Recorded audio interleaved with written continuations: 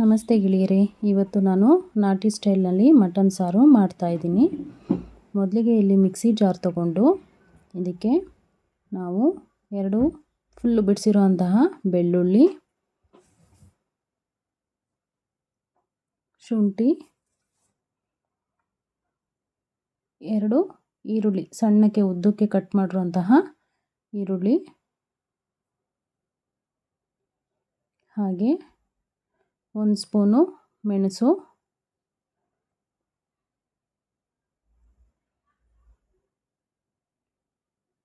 ಚಿಕ್ಕದಾಗಿ ಪೀಸ್ ಮಾಡಿರುವಂತಹ ಚಕ್ಕೆ, 7 ಲವಂಗ, 1 ಸ್ಪೂನ್ ಜೀರಿಗೆ, 1 ಸ್ಪೂನ್ ಸೋಂಪು,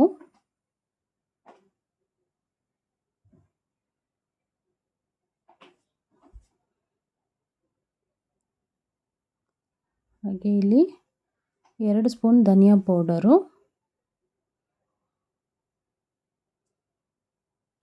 ಹಾಗೆ 1.5 ಸ್ಪೂನು ಅಚ್ಚ ಖಾರದ ಪುಡಿ. ನಾನಿಲ್ಲಿ ಖಾರಕ್ಕೆ ಎಷ್ಟು ಬೇಕೋ ಅಷ್ಟು ಹಾಕ್ಕೊಳ್ತಾ ಇದ್ದೀನಿ. ಮತ್ತು 1 ಸ್ಪೂನು ಹುಚ್ಚೆಳ್ಳು, ಹಾಗೆ ಕೊತ್ತಂಬರಿ ಸೊಪ್ಪು ಹಾಕ್ಕೊಂಡು ನುಣ್ಣಗೆ ರುಬ್ಕೋಬೇಕು. ನೋಡಿ, ಈಗ ಪೇಸ್ಟ್ ರೆಡಿ ಇದೆ. ಇದಾದಮೇಲೆ ಒಂದು ಕುಕ್ಕರ್ ಇಟ್ಕೊಂಡು ನಾನಿಲ್ಲಿ ಆಯಿಲ್ ಹಾಕ್ಕೊಳ್ತಿಲ್ಲ, ಹಾಗೇ ಮಾಡ್ತಾಯಿದ್ದೀನಿ. 1 kg ಮಟನ್, ನೀಟಾಗಿ ತೊಳೆದಿರೋಂತಹ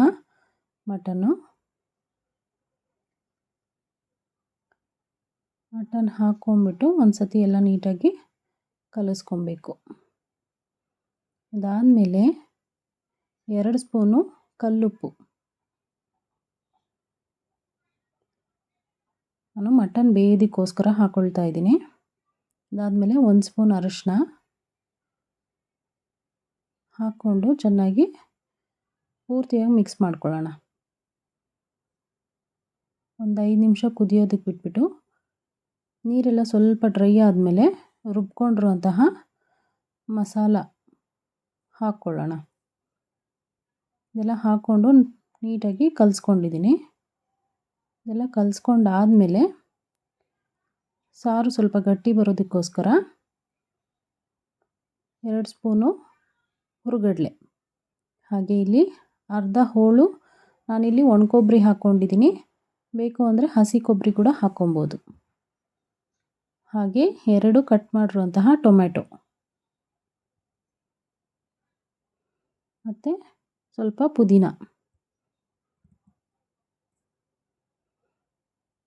1 ಈರುಳ್ಳಿ, ಇದೆಲ್ಲ ಹಾಕ್ಕೊಂಡು ನುಣ್ಣಗೆ ರುಬ್ಕೊಳ್ಳೋಣ.